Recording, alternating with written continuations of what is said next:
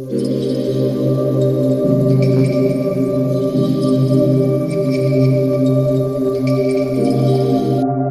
दोस्तों, क्या आपने कभी सोचा है क्या होगा अगर जुपिटर एक स्टार बन जाए। दोस्तों, आप ये तो जानते ही होंगे कि हमारी आकाशगंगा में एक सबसे छोटा तारा EBLMJ055557AB है। ये एक रेड डॉर्फ स्टार है जो कि हमसे 600 प्रकाश वर्ष दूर है। हमारे सोलर सिस्टम में दो ऐसे ऑब्जेक्ट मौजूद हैं जो इस तारे से बड़े हैं। एक तो हमारा सूर्य और दूसरा जुपिटर है। आपको बता दें कि जुपिटर भी उन एलिमेंट से मिलकर बना है जिन एलिमेंट से ये तारा मिलकर बना है। लेकिन जुपिटर EBLMJ055557AB तारे से इतना बड़ा होने के बावजूद भी यह एक तारा नहीं है। ऐसा क्यों? इसका सीधा सीधा जवाब है द्रव्यमान, यानी मास।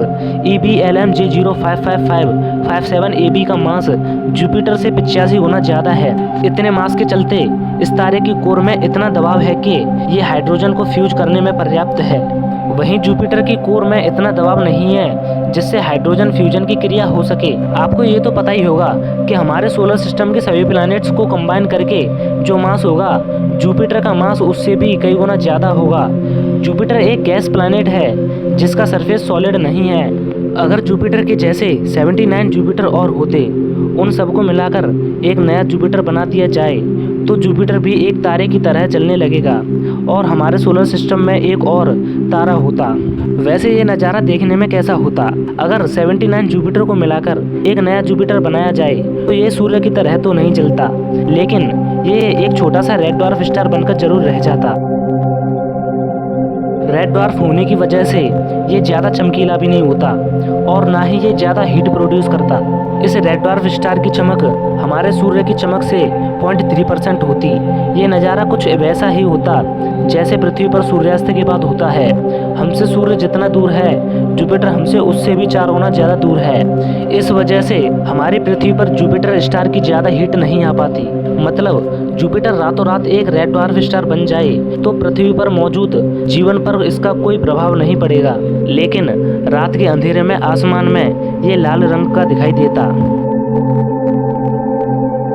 हीट के मामले में तो ये जुपिटर रेड डॉर्फ स्टार पृथ्वी पर ज़्यादा असर नहीं डालेगा, लेकिन ग्रेविटी के मामले में सोलर सिस्टम में थोड़ी सी खलबली तो जरूर मचा सकता है। 79 जुपिटर्स के बराबर मास एक ही जुपिटर में होने के कारण इसकी ग्रेविटी बढ़ जाएगी, जिससे सोलर सिस्टम के अन्य प्लैनेट्स के ऑर्बिट में थोड़ी सी हलचल तो जरूर मच जाएगी।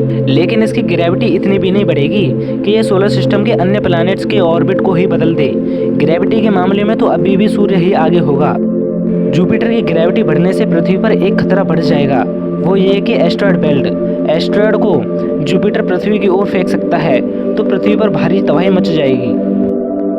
इसके अलावा जुपिटर के रेड डॉर्फ बनने पर सोलर सिस्टम में ज़्यादा कुछ असर नहीं पड़ने वाला। लेकिन हाँ, चीज़ें तब बदल जाएंगी अगर जुपिटर को हमारे सूर्य जितने बड़े तारे से रिप्लेस कर दिया जाए। ऐसे में जुपिटर का मास 1000 गुना ज़्यादा बढ़ जाएगा, जिससे सोलर सिस्टम में एक तबाही मच जाएगी। एस्टेरॉयड बेल्ट पूरी तरह से बिखर जाएगी और एस्टेरॉयड अन्य प्लैनेट से जाकर टकराने लगेंगे। अब जुपिटर के पास इतनी ग्रेविटी होगी कि वो अन्य प्लैनेट्स के ऑर्बिट को बदल पाए, या फिर हो सकता है कि प्लैनेट्स को सोलर सिस्टम के बाहर इंटरस्टेलर स्पेस में ही धकेल दे। और हमारी पृथ्वी के साथ भी ऐसा ही हो कि वो अपने ऑर्बिट को छोड़कर इंटरस्टेलर स्पेस में चली जाए। सोलर सिस्टम में 2 सूरज होने की वजह से अब जुपिटर सूर्य के चारों ओर परिक्रमा करने की बजाय सूर्य और जुपिटर दोनों बीच में कहीं मौजूद सेंटर ऑफ मास की परिक्रमा करने लगेंगे, बिल्कुल एक बाइनरी स्टार सिस्टम की तरह। और समय के चलते धीरे धीरे सूर्य और जुपिटर दोनों एक दूसरे की ओर बढ़ने लगेंगे और एक समय ऐसा आएगा जब दोनों आपस में टकराकर खत्म हो जाएंगे।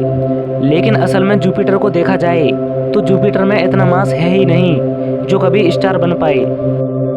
वैसे जुपिटर जैसा है वैसा ही ठीक है, क्योंकि जुपिटर अंतरिक्ष से आने वाली चट्टानों से हमारी रक्षा करता है और अभी तक न जाने कितनी बार जुपिटर ने अंतरिक्ष से आने वाले खतरों से पृथ्वी की रक्षा की है और भविष्य में भी ये ऐसा ही करता रहेगा। तो दोस्तों, इस वीडियो में बस इतना ही। अगर ये वीडियो आपको अच्छा लगा हो तो इसे लाइक करें और चैनल पर नए हों तो चैनल को सब्सक्राइब करें।